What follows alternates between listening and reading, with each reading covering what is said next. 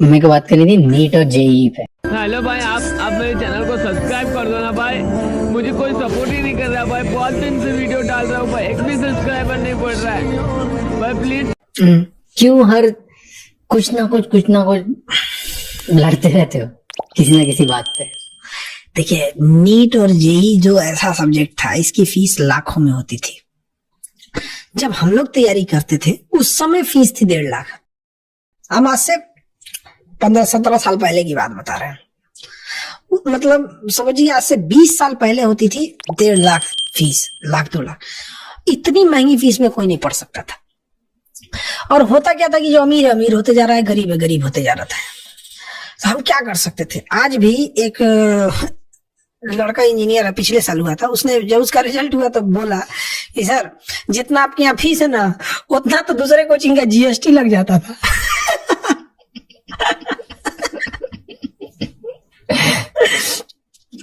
तो हमारी कोशिश यही रहती है कि उन बच्चों को पढ़ाया जाए। अभी जेई का रिजल्ट आया था, तो जब बच्चे आए उनको आदमी माला पहनाता है, बड़ा खुशी होती है। तो एक बच्चा जब मिठाई हमको खिला रहा था तो उसका हाथ कटा हुआ था यहाँ पे। तब पूछे कि अरे गधे करके कैसे काट लिया ये? और बहुत गहरा कटा हुआ था। तो कह रहा है कि सर, कट गया, नारियल बेचते हैं, मतलब उसके पिताजी के साथ वो नारियल का ठेला लगाता है, नारियल का पानी निकाल, तो उसको ऐसे काटते हैं लोग। तो किसी दिन भाई मिस्टेक कट गया होगा यहाँ पे। वो बच्चा कभी नहीं जा सकता है बड़े कोचिंग में, कोटा वगैरह जैसे जगहों पे। तो ऐसे बच्चों के लिए हमें पढ़ाना है।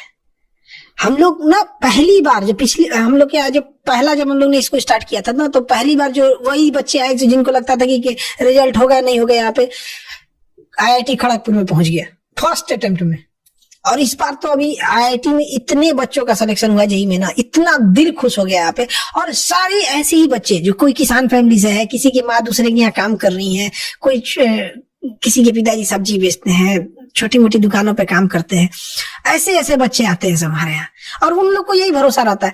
इवन की हम आपको बात बताते हैं कि 2-4 दिन पहले की बात बता रहे हैं, 10-15 वकील आए, तो लॉ वाले बच्चे।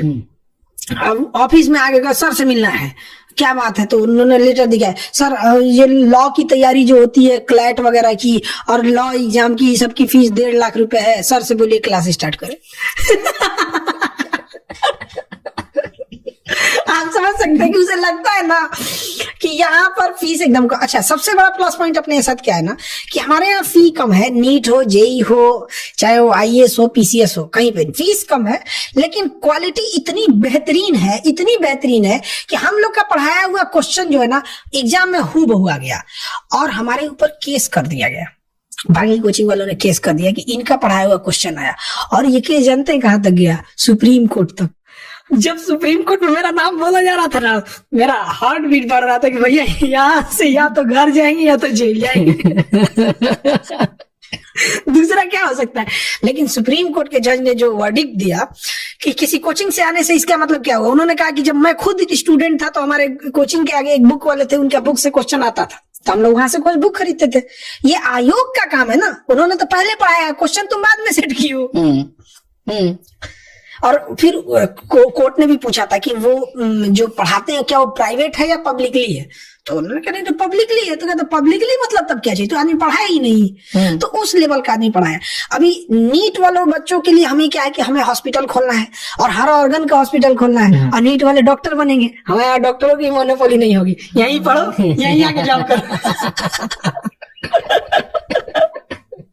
तो ये बहुत अच्छी चीज है यहाँ पर। इतने सब्जेक्ट्स पढ़ाते हो, इतने सस्ते में पढ़ाते हो, रिजल्ट क्या रहते हैं? रिजल्ट तो मतलब आप समझिए कि जितने भी बच्चे रहेंगे, और उसमें एक हर एग्जाम से पहले एक बैच आएगा, विजेता बैच। तो विजेता बैच में हम लोग इतना पढ़ा देते हैं ना कि अगर वो कोई गधा से गधा है ना, उसी में से क्वेश्चन आता है। और पढ़ाई में एक चीज बस मैंने क्या रखती है, जैसे हम पढ़ाएं और सामने वाला घर पे ही नहीं पढ़ेगा, रिवीजन ही नहीं करेगा, तो वहां नहीं होगा। ऐसा कोई एग्जाम नहीं है जिसमें मेजोरिटी रिजल्ट हम लोग का नहीं होता है। बट प्रॉब्लम अभी क्या फेस हो रही है? पहले वैकेंसी आती थी 1,80,000, तो रिजल्ट भी होते थे 60-70 हजार। अब वैकेंसी 1,000 की है, हम 1200 कहां से दिला देंगे? इस बार यूपीएससी का क्या हुआ? हमारे यहाँ तो जॉब करने वाले लोग का भी नौकरी हो गया। हमारे यहाँ जॉब करते थे राहुल नागपाल, तो हमारे यहाँ क्वेश्चन सेट करते थे और ये सब चीजें। तो वहां पे ना उनका सिलेक्शन हो गया आईएएस में। और इस बार क्या हुआ था ना आईएएस के रिजल्ट में कि लगभग 100 से ज्यादा ऐसे बच्चे थे जो ऑलरेडी आईएएस सेलेक्टेड थे, रैंक सुधारने के लिए बैठे थे। तो 20% सीट तो वो ले गए और 50% वो थे जो 5 साल से तैयारी कर रहे हैं। तो 50% या 60% फ्रेशर के लिए बचा कितना? 40% बचा। यानी कुल ले दे के आपके पास फ्रेशर के लिए फाइट करने के लिए बचे 300 सीट। अब आप 300 में 500 सिलेक्शन देंगे तो सीटें जो कम होते जा रही हैं, एक ये भी चैलेंज है। तो गवर्नमेंट को, जैसे इंजीनियरिंग कॉलेज में जैसे कोई बच्चा है, सपोज कीजिए आईआईटी के लिए गया, जेई में या फिर नीट में गया, अब वो 700 में नंबर लाया, 550 उसका सिलेक्शन नहीं हुआ, 700 में लाया 600 उसका सिलेक्शन नहीं हुआ। वो कमजोर थोड़ी है भैया, आपके पास सीट कम है। आप ये भी देखिए, कोई बच्चा 1 नंबर से अगर फेल हो रहा है, फेल कहाँ है? आपके पास सीट ही नहीं है, आपके पास इंजीनियरिंग कॉलेज ही नहीं है। अगर आपके पास एक और आईआईटी होता तो सेलेक्ट हो जाता, बट उसे क्या बोला जाता है? तुम फेल हो। हम सारे स्टूडेंट से कहते भाई आप लोग फेल नहीं हो, आप बहुत टैलेंटेड हो। जो 2-4 नंबर 5 नंबर से फेल हो जाते हैं वो फेल नहीं है, गवर्नमेंट के पास इतने कॉलेज नहीं है कि उन्हें एकोमोडेट कर सके।